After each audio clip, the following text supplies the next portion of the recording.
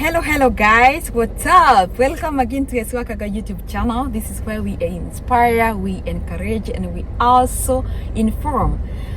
Hey, today I would want to give you a story, my personal story about when I came to America. Man, I was the mshamba you have never seen. Like, hey.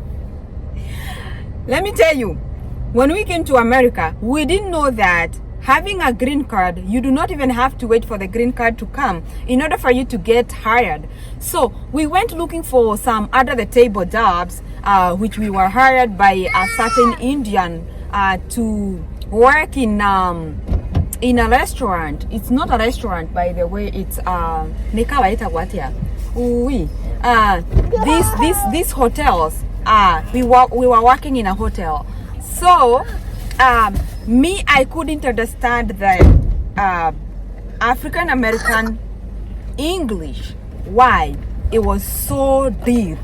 And we were working at this hotel, and our job was to clean, housekeeping work. So I remember one day what I did, the person that was supposed to orientate me or to give me orientation,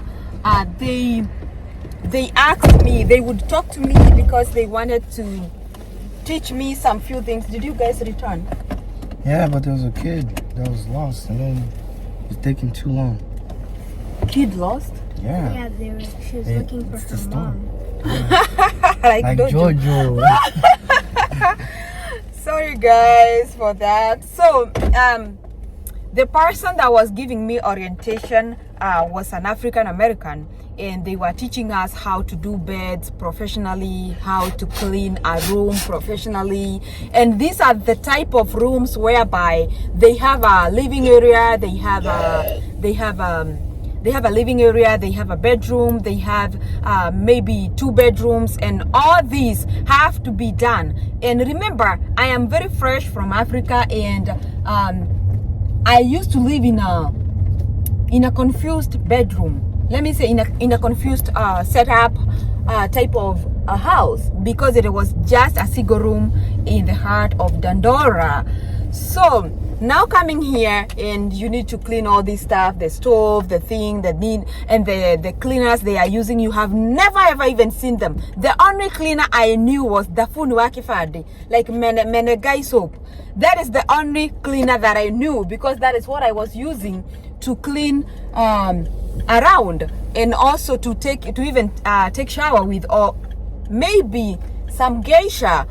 So we have these cleaners that we are supposed to use, and each specific cleaner is for a specific work. So I hope they're not beeping for me. So I'm hired in this hotel, and I do not know nothing, because I'm coming from Nairobi, Dandora, and most of the things here, they're not even known to me.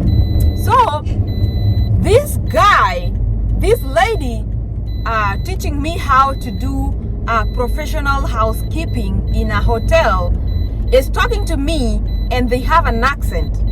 African American people, they have a very deep accent. They think they don't, but they do.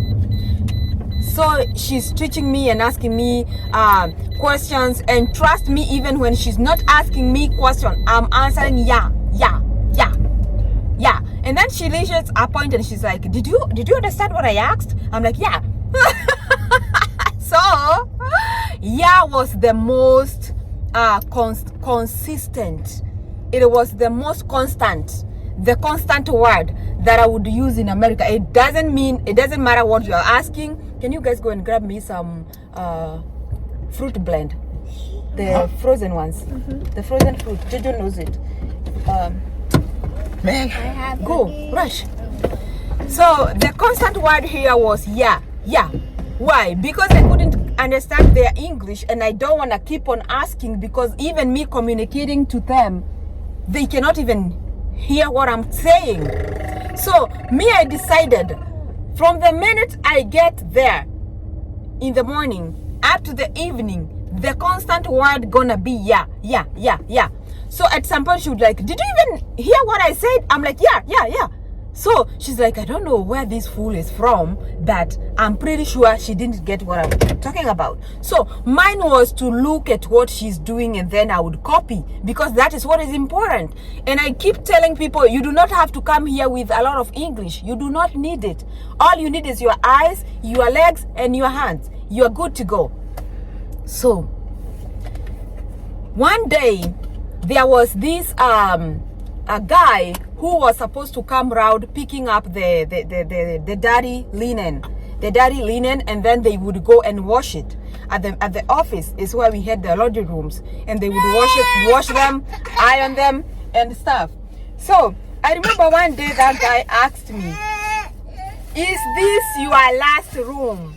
But since they talk in a way you cannot understand when you are new, because he was like, they talk like, "Is this your last room? Is this your last room?" Then I didn't hear what he asked. So I said, yeah, and it wasn't my last room.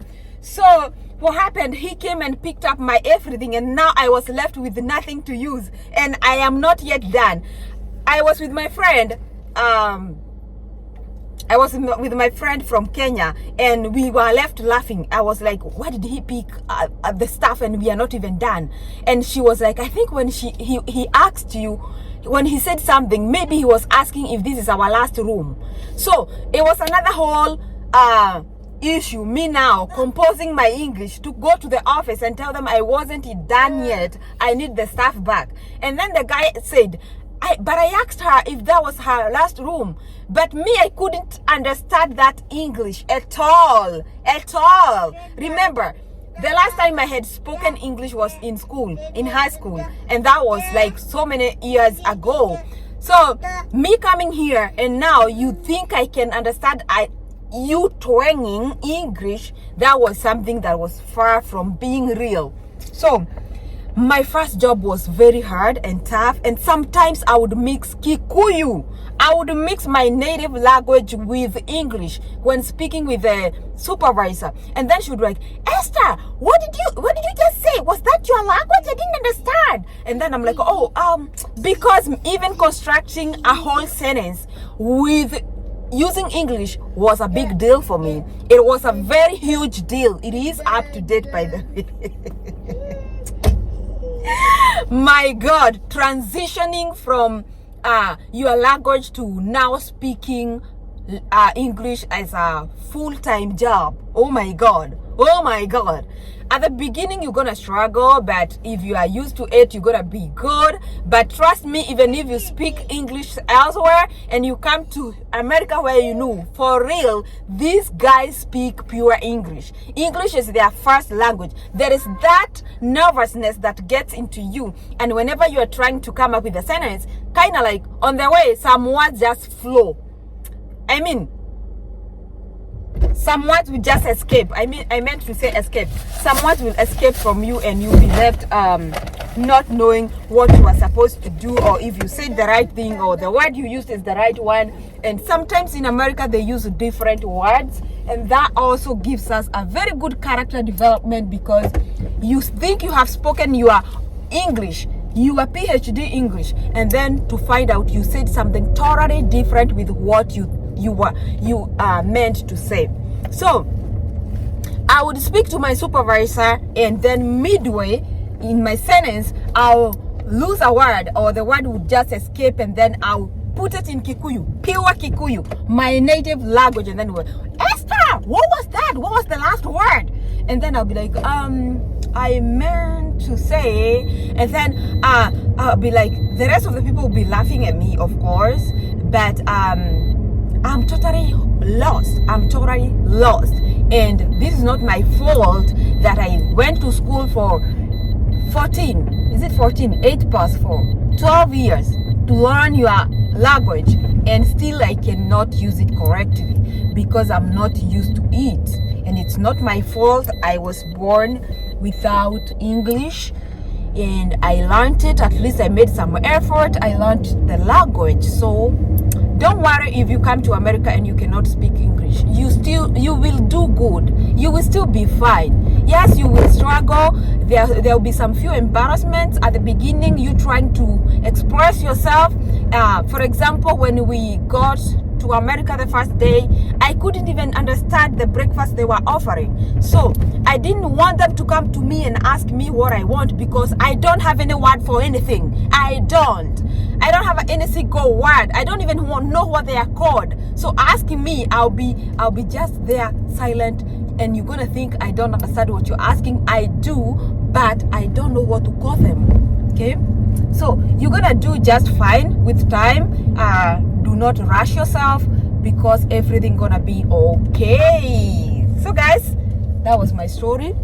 That is just some part of my story. I do have so many stories of when I was new in America and how I survived, how I was embarrassed, how I was, oh my God, hey, it's a whole lot of stories. Bye guys, I will see you next on the next video. Do not forget to keep on keeping on, because we can do all things through Christ who strengthens us.